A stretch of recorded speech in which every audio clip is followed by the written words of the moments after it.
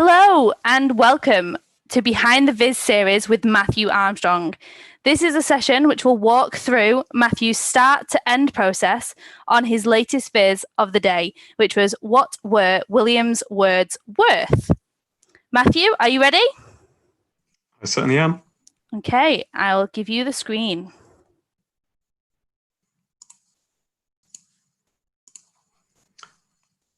Can you see my screen? We can. Perfect. Thanks, Lorna. As Lorna said, I'm Matthew. I'm a data school consultant with the Information Lab and a member of the 16th cohort. When I'm not making visualizations about poetry, I can be found reading and on occasion writing it. I guess I'll start with the question that most people are probably asking themselves if or when they've first seen it. Namely, why did I make it? Now, while I can't be certain of the exact details of the conversations and thought process, I know I stumbled upon this idea when I was talking about, of all things, the etymology of English surnames with a friend of mine. Now, some of you may be familiar with the phenomenon of British surnames bearing some relation to the profession of, or sometimes a description of, the people in question. So these can range from the fairly unambiguous baker or smith, who would have been bakers or smiths of some descript, to the slightly more cryptic examples like Shakespeare, whose literal translation from Old English, as my friend was telling me, is spear brandisher, and was thus used to describe argumentative or confrontational people. Now, this led me to wonder whether the name of one of my favorite poets, Wordsworth, followed the same idea. Now, it turns out that Wordsworth is actually a derivative of a town in Yorkshire where I'm from, Wadsworth. So it doesn't quite follow the same pattern. But going down this path led me to see the deconstruction of the name Wordsworth into the words, and worth, which once seen, I knew I had to do something with. Now, I must admit, initially I found the notion of words having inherent worth, presumably based on their scarcity, sort of hilariously absurd. That was until I remembered that the incredibly popular board game, Scrabble, operates almost exclusively on this premise. But once I'd made that connection, I had an angle and I decided to run with it. Now, in terms of the poems themselves, I just chose them because I quite like them. I love the narrative that flows through them, and I thought it'd be nice to share them more widely within the visualization community. They also have the added charm of having been set to music by one of my favorite bands, The Defying Comedy, which I'm sure has some influence in my choice. So that was why. Now it's just a case of how. Now, it probably won't surprise you to find out that I couldn't find a data source online with the Lucy poems and their Scrabble scores. So I had to construct it myself, which I used Alteryx to do. But before I jumped into Alteryx, I actually had to find the poems somewhere online. Otherwise, I'd have to type them all out into an Excel file or something, which would have taken quite a lot of time and would be prone to errors. So I found them on a website, which I'm on right now, called everypoet.com, which then meant that it was simply a case of getting them from there into Alteryx. Now, I can imagine everyone can make an educated guess as to how I did this. And if you know me and you said, well, web scraping, then congratulations, you're correct. Commiserations to those who said copy and paste. I'm afraid I chose this opportunity to do a bit of practice, since web scraping is quite a lot of fun and it's a very powerful technique to use in Alteryx. So without further ado, I'll jump into Alteryx and show you how I did it. So when web scraping, the first step is always to generate the URLs, because this is what you need to feed into the download data tool, which is the tool here. Now, in this case, I'm just manually adding the URLs into a text input tool. So you'll see if I take one of these URLs and copy it and paste it into here, we get one of the poems that I'm trying to extract. I then added an extra field with the poem name so I could distinguish which ones were which. So then I feed this into the download tool. And I'm not doing a lot with the download tool in this case. I'm just pointing it towards the URL field and leaving the rest alone, because what I'm doing is a simple GET request, which doesn't require a lot of configuration. And you'll see in the outputs, if I collapse this a bit, I get two new fields, namely download data and download headers. Now, download headers is what we're after, since this contains most of the HTML from the web page. Now, it may look empty at the moment, but you'll see if I hover over the cell, Alteryx is telling me that this cell has leading spaces and embedded new lines. And you'll see later that the embedded new lines is where the majority of the HTML lives. Now, before I sort out this new line issue, I've attached a browse tool so I can take a better look at what's inside these cells. And if I click on one of these cells and click on Cell Viewer, I can see that here is the underlying HTML which I'm trying to get to. So what I'm going to do to start with is right-click and click, right-click and select all. And I'm just going to copy, and I'm going to open up a text editor to paste this into. And this will help me later on when I'm trying to isolate the parts of the URL, parts of the HTML that I'm interested in. So this is just all of the HTML in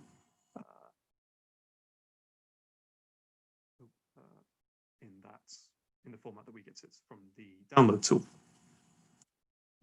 So we'll go back to Alteryx, and we're going to solve this new line issue. And the way I do this is using a text to columns tool. So we're just going to point this at the download data, the download data field, because this is where the HTML lives. And then I'm using the \n delimiter to specify that we're dealing with new lines, and I want to return each new line as a separate row. And we do this by splitting its two rows. Now, I saw that there was a message in the chat, so I'll just quickly check that. Okay, so my audio appears to be a bit temperamental at the moment. Unfortunately, there's not much I can do with that at the moment. We'll persevere for now. If it does get unmanageable, then I can try and reconnect my headphones and see if that works. But for now, we'll just have to persevere. Anyway, with the the text to columns tool configured like this, you can see that the HTML is now split out into separate rows, which is good because we can now see what we're dealing with. Now I need to find a way of extracting just the sections of HTML that contain the poems themselves. Now, for this, I use a rather wonderful technique called regex. For those of you who haven't heard of regex before, I'll try and explain it as best as I can. Regex is a language in which you use a sort of a shorthand to identify particular characters or substrings within a field. It's super useful when looking inside a string and passing out just the stuff you need, which is what I'm about to use it for. Now, I appreciate that might seem quite abstract at the moment, and it's certainly not a comprehensive description of regex, but hopefully you should get the idea when I apply it to my scenario here. So in order to isolate the poems using regex, I need to examine the HTML, which means it's back to my text editor to see what we can find. Now, as you can see, there's lots of the HTML that I'm completely uninterested in. So we've got loads piece of JavaScript in here and table headers and stuff like that. So I'm just going to scroll down and look and see if I can find the actual poems. And here we have them. So they're down in line 125 of HTML. Now I need to find something that to identify what makes this section of HTML different from the rest so that I can isolate it. Now immediately I can see straight away that the lines either side of the lines in the poem contain this break element here. And I can use this as a sort of line of attack, so to speak, to isolate the poem sections. So back in Alteryx, I've got this regex tool, which into which I'm looking at my download data, because that's the field with the HTML in. And I'm using the match output method, which is going to evaluate our string and compare it to this regular expression here. And as the in my regular expression section, I'm using the following expression. Now I like to call these characters here and here crocodiles. So I'll read it as right-sided crocodile, the letters B and R, left-sided crocodile, and then a period, and then a star. Now, this is where the regex shorthand comes in.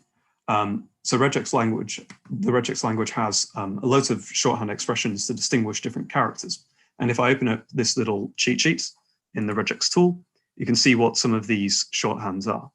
So we've got things like tabs, new line, \n, as we saw in the text columns tool, \d for digits, \w for a word character, and dot being, or period, being any single character.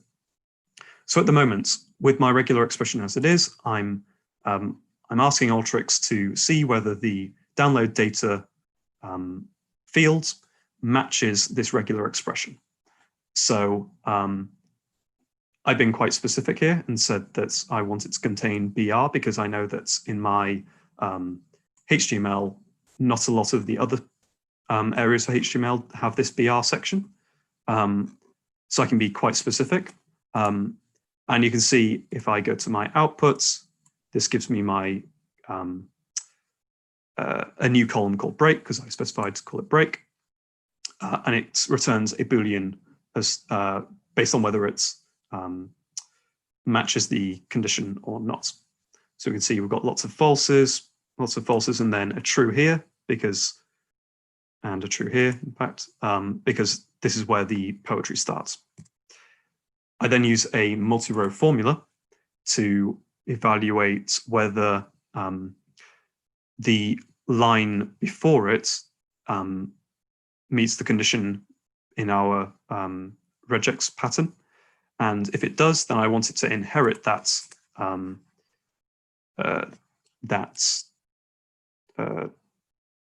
true value. And if not, I want it to keep the value that it had before. And all this is basically doing is making it so that the actual poem, the sections of poetry themselves, also show up as true, rather than just these break sections. I'm then filtering out using the condition that first true, which is the field I just created, is 1, which is another way of saying it's true. And the break field, which we created during the regex section, is false. So this is saying this is only returning the words themselves, not returning the break elements anymore. And then just cleansing so that we're getting rid of the trailing and leading white space, and adding this extra flag to see if we can isolate these pesky bits of text here, which specified when where the poem was written, maybe when it was written, but aren't actually parts of the poem themselves. So I noticed that these sections usually end in a full stop, whereas the poetry itself doesn't. So I can use this to my advantage to flag whether these areas are to isolate these areas and filter them out. And again, I'm just using another filter tool to filter that bit out, and we should now just be left with the poetry. I then do some renaming and use this multi-row formula to eliminate the double empties at the end of the poems.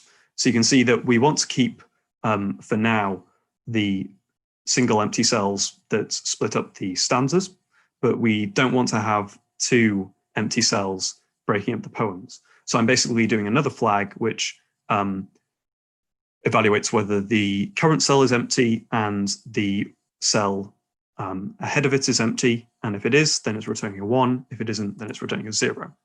And you'll see that only this record returns a 1, which is good because we only want one of them to be filtered out. And if we scroll down again, yeah, we've got another one at the end of this poem, and so on and so on. So we're filtering these out in the next tool. So we're just left with the poetry and a break between each stanza. Now for the next section, this is essentially figuring out the proper order of the stanzas and the lines within each stanza using a few more multi-row formulas. I won't go into too much detail about these because they're repeating much of the same logic as we've seen before. But you can see if I come to the end of this section, we've got a field called poem name, which poem number rather, which details the poem orders, the stanza number, which details the stanza within that poem, and the line number within the stanza within the poem, creating this hierarchy for analysis later. I'm then creating a duplicate field for the actual lines of poetry. So you can see I've just got a formula tool, which is taking our line, which was previously download data, and I'm just calling it clean line, just so I've got an extra version of the poetry itself, since I'm going to capitalize the words and letters later on in the workflow, and I want to have a copy for display purposes in Tableau rather than having a very shouty all caps poem in Tableau. So in this section, I'm doing much of the same to both of these fields. So I've got my clean and my other one, and I'm doing much of the same process. So I'll just go through the top stream. We've got data cleanse just to change the case to uppercase and remove any punctuation. And we're using text to columns again to split the line into just the words. And I'm using the \s, which we saw as the shorthand for a space character in order to do this. So this is basically saying every time you see a space, then return the next word as a new record. And you can see in my outputs along the bottom here that it's basically taking the line and almost pivoting it in a sense, so that it reads downwards. Yeah, and we've got a new line for each word. I then give these words a unique identifier. So I'm grouping by my poem number, my stanza, and my line number. And I'm just returning 1 plus the previous record. So this is the first word, this is the second word, this is the third word. When we get to seal, we start a new line. So we restart the formula again, and it resets back to 1. I'm then doing a duplicate again, because if you'll see that from my inputs of my text to columns here to my outputs, it's not actually creating a duplicate field for my clean line, which I'm doing the transformation to. It's actually taking the clean line and it's performing the transformation without retaining the previous version of it. So I'm having to duplicate this clean line in order to keep the word, but also do another process to the new duplicated field in order to get the individual letters, which I'm using regex. So in this configuration of the regex tool, I'm picking my letter field, which is the one I've just created, the duplicate here, and I'm using the tokenize output method rather than the match output method. Now, tokenizing you can think of, it's very similar to parsing out. So with parsing out, you would identify the string that you want to get out of the tool, and it would output it. Now with tokenize, you're basically doing that, but you're doing it for every single instance that the regular expression is being met. So if I jump to my regular expression in the tool configuration, you can see that I'm just taking every single instance of a word character, because I want to get every single letter in each word. And the way I'm telling Alteryx that I want to parse it is by wrapping it in these two braces. And you can see this goes from the inputs of just the words to the outputs where you've got the constituent letters. So you've got A for A, S-L-U-M-B-E-R for slumber, and so on. I also give these letters an identifier within each stanza and line and word. Although I'm not sure whether this is strictly necessary, but it felt necessary to for completeness at the time. And then I'm then just joining these back to the original, so that we return the original line as well, which is here. The next step is to join the my isolated letters to their respective Scrabble scores, so that we can actually start to calculate the scores for each word and each line and each stanza, etc. And to do that, I'm basically just putting a text input tool, and I'm manually entering the letters A, B, C, D, E, F, G, etc. With their corresponding scores. I probably could have web scraped this as well, but for the interest of my own sanity, I thought it best to keep the web scraping to a minimum for this exercise. I then simply join this to the top stream, connecting letter to letter. And you can see that now if I scroll to my right, I have my score field at the right-hand side here. And you can see that if we go on our left, that everything has joined. But if we go to our right, we can see that the letter Z hasn't scored. And that's because none of the poems actually use the letter Z in them. And this is actually one of the pieces of information that I chose to highlight in the viz itself, because I thought it was somewhat of note. But once we've connected the top stream to our scores, I then get a unique list of the words in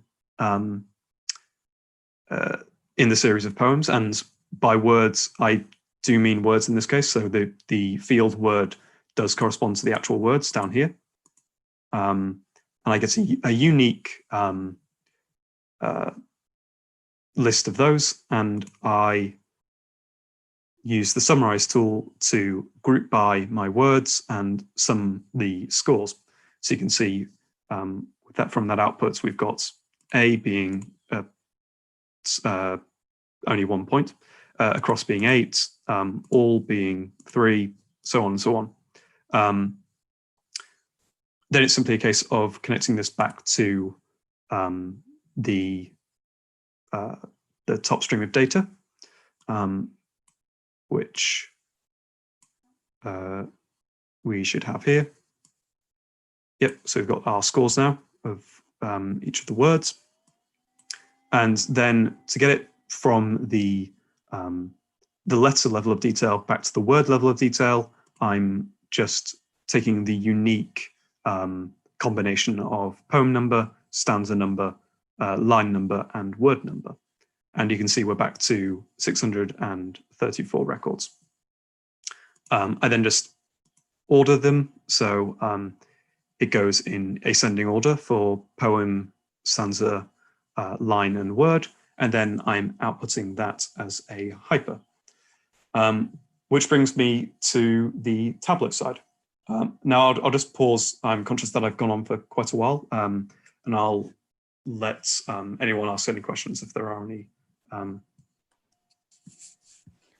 Currently no questions in the chat, Matthew. Obviously everyone knows exactly what you're doing, so great explanations. So carry on onto the Tableau viz now by the looks of things. Perfect. So in terms of the Tableau side, there aren't any particularly complex chart types or any extra preparation steps that I needed to do to create. So I'll just briefly walk through the elements of the dashboard and then some of the techniques I used and the design process that I went through. But before I'll do that, I'll start by explaining how the viz actually works. So the way it works is that the reader can choose whether they want to see the analysis by word or poem using this selector here. And then, so at the moment we've set it to poem, so we can see the poem title, we can see the poem itself, and we can see the points per line in each stanza in the bars on the right-hand side. The user can then switch between 3 of the 5 poems to see to view each of them. Now, unfortunately, 2 of the poems, Strange Fits of Passion, Have I Known, and 3 Years She Grew in Sun and Shower, were too large to be, compared to the others, to be neatly displayed. I played around with a few ideas of how to solve this, but in the end, I found the results quite jarring visually. So I just decided to keep the 3. But yeah, so the user can change the poem to see the 3 that can be selected. Now, in terms of the elements, they're fairly simply made because I did most of the preparation on Ultrix. So we have the poems themselves, which are constructed by adding the poem name, the stanza, and the line number to the row shelf.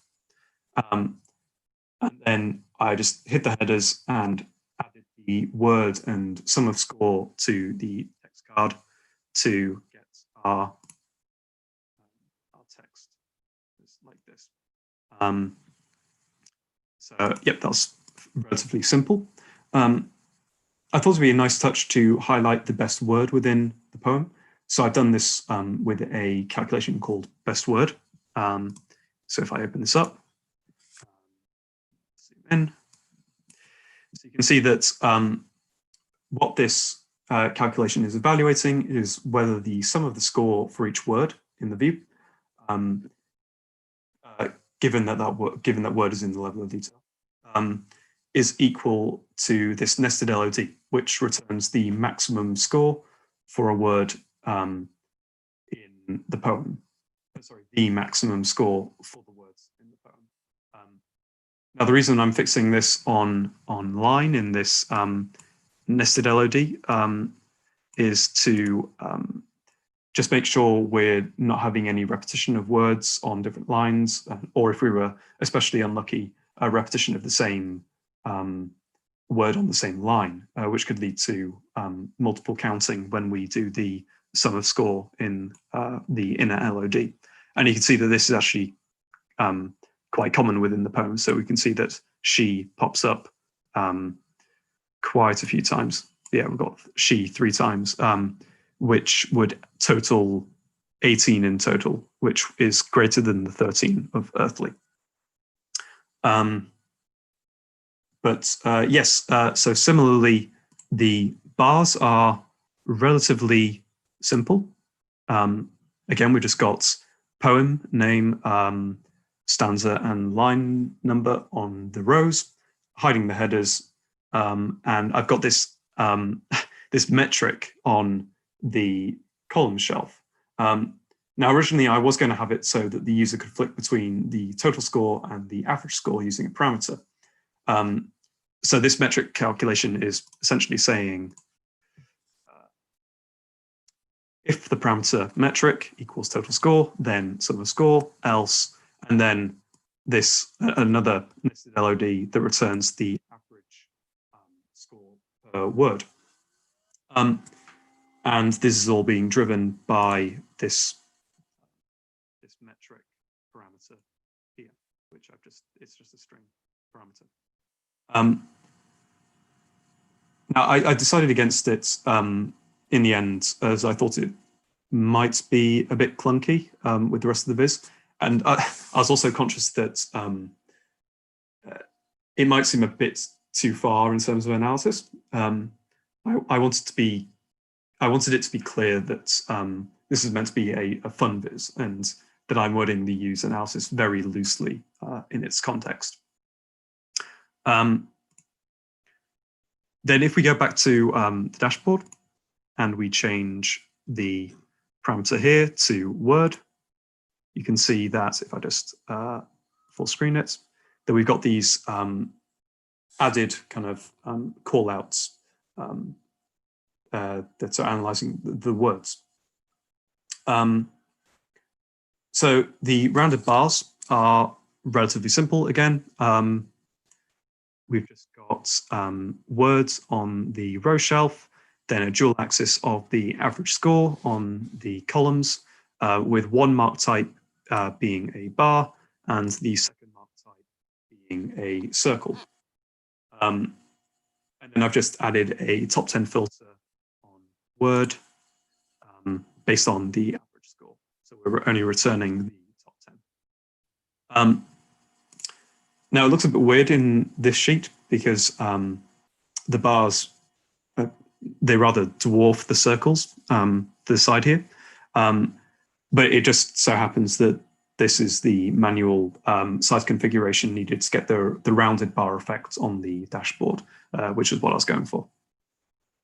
Then we've got the 2 shape elements. So we've got this average word, average score per word versus the average for the 1,000 most common English words. Now, I actually did this analysis in a separate Alteryx workflow and didn't bother to connect it to the main workflow because I didn't really want to bring it in as a different data source because it would be largely unnecessary given that it's going to be a static viz and most of the analysis can be hard coded.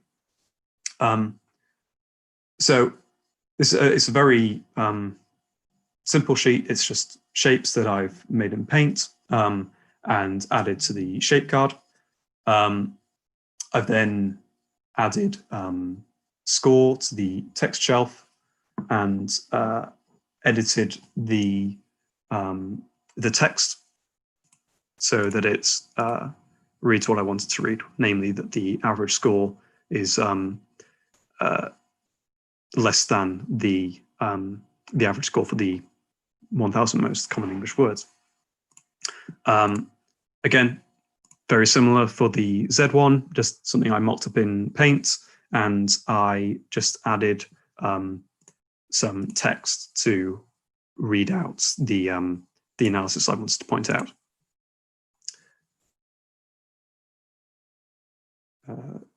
Yep.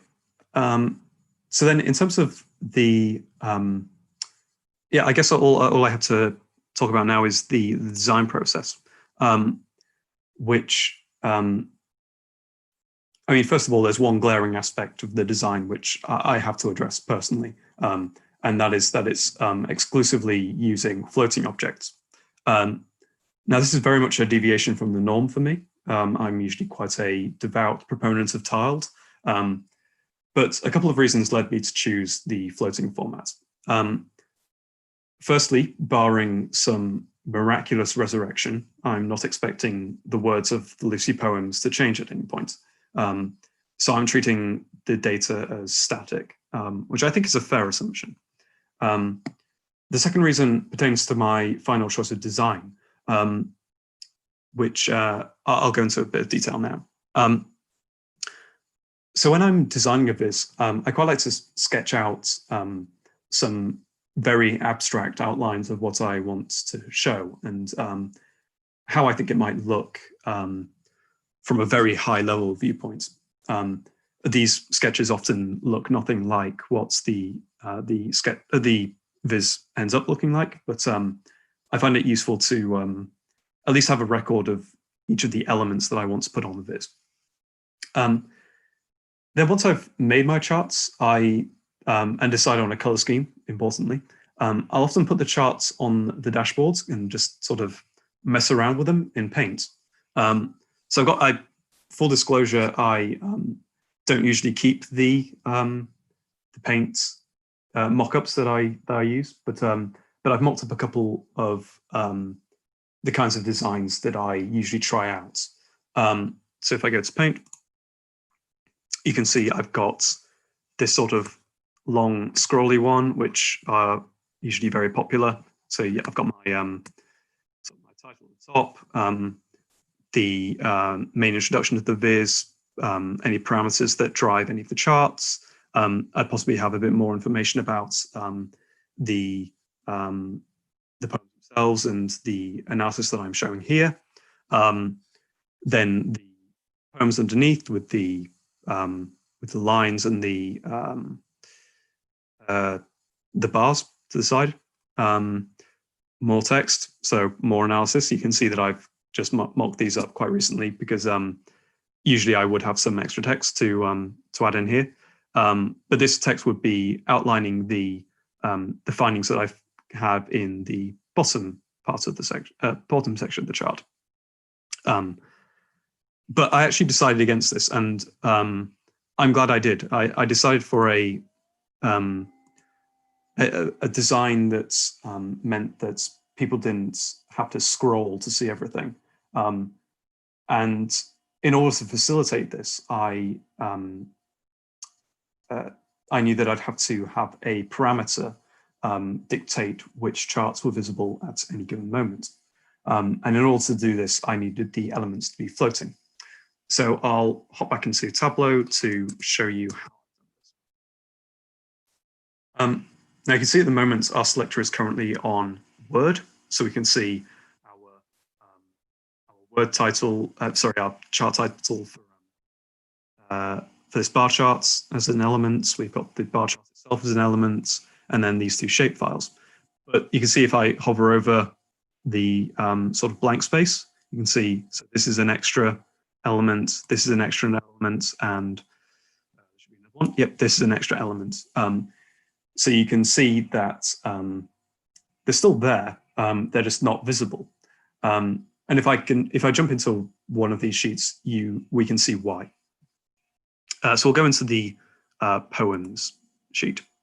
In fact, actually, we'll go into one of the ones that are currently shown. So we can see that in the bottom left, we've got a parameter called analysis by, as well as our ill-fated metric parameter. Now, the analysis by filter parameter is simply a string parameter with two possible outputs, which are word or poem, which mirrors what we saw as the two options on our dashboard. This parameter is then fed into a separate calculation called analysis by, keeping the trend, which we can see is simply returning a Boolean based on an evaluation of the statement analysis by, which is our parameter, equals poem. So when